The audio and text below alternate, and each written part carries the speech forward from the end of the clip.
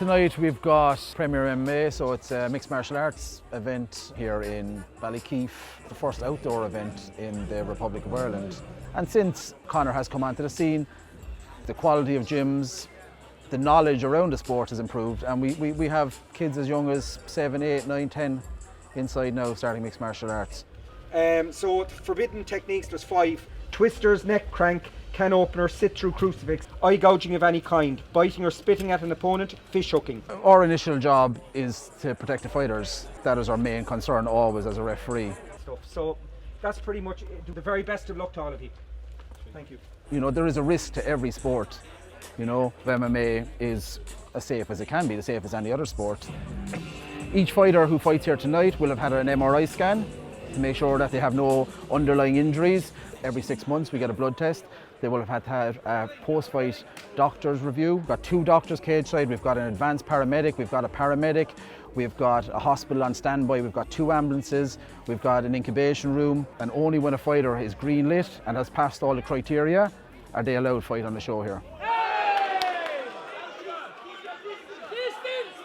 There is times where there is a knockout, but that happens in rugby, that happens in any sport. Please welcome Kaya O'Brien.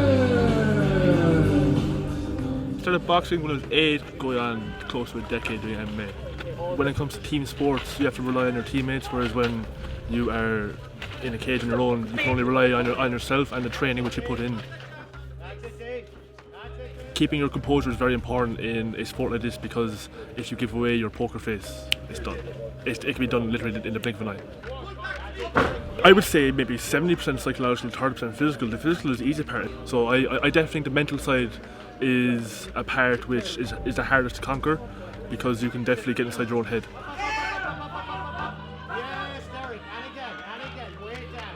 You see a lot of people post McGregor's rise.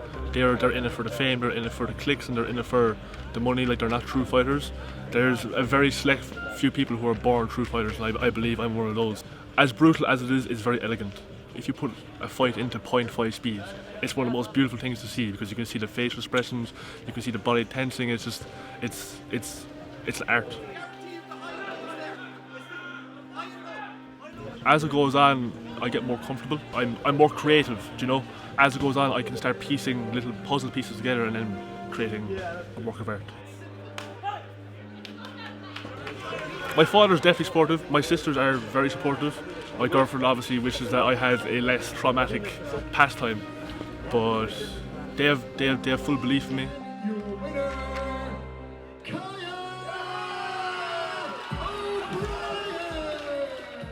There's something kind of unique about it, in the fact that you can be an outcast in any other aspect of your life and come into an MMA gym and fit right in. There is that sense of community amongst it, because it attracts like odd people, you know, and it attracts like mental characters in general. So everyone there has a degree of tolerance for everybody else's craziness, if you know what I mean.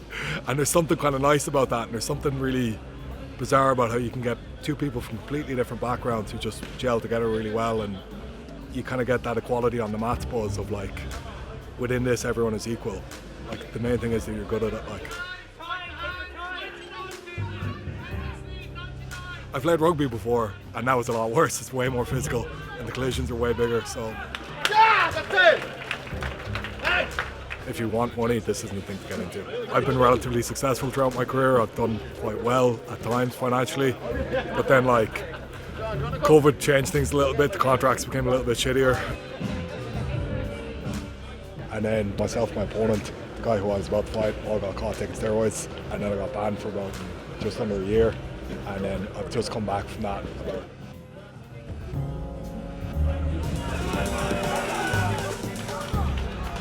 I used to love training more, so I used to love just the buzz of being around people who I liked, and you know, these days it is just the night, as in like, I absolutely love getting in there and just going for it. And like, obviously over the years the crowds kind of get bigger, and like, hopefully I'm going to fight in front of about 60,000 people in October now. I can't wait for that. Like, so that's everything I do is based on that buzz now. Like, it's kind of like you're the ultimate adrenaline junkie, that you're waiting 6 months to get that hit, and then you get it, and it's kind of intense and beautiful. It's a strange thing, like, but like, you get more addicted to it over the years as well, because then like, you need the bigger hit, you need the bigger high. You know, it's chasing the same, like the things that you got earlier in your career, they wouldn't satisfy as much. So like, you want something more. You're always trying to get something bigger. You know.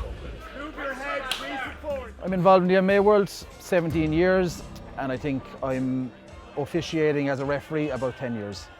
I have a full-time job other than this, but in the recent couple of years I've progressed from, you know, amateur world championships to professional high promotion events across the world. I was in Saudi Arabia 3 weeks ago, I was in Paris 2 weeks prior to that.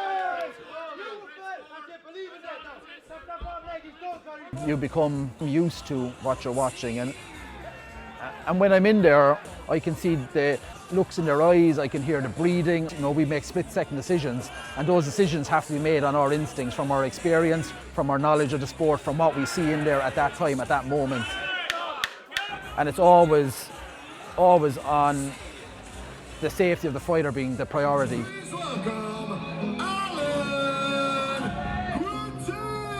I grew up watching the Rocky films and all that. Like, first I wanted to be a boxer, and then like a few years down the line I started watching UFC on the television. At first I was like, oh, I'd never do that, no way. As soon as I stepped in I loved it. Wanted to be a fighter ever since, and I love fighting. I always want to fight. I fight anyone, so I'm a bit crazy like that. Like, nobody in my family would remotely think about doing this. I was always the black sheep. So my wife and 2 children at home like doesn't really want me doing it. I've gone through a lot of the heartbreak of losses before. I'm 0-3 now, 3 fights lost in a row.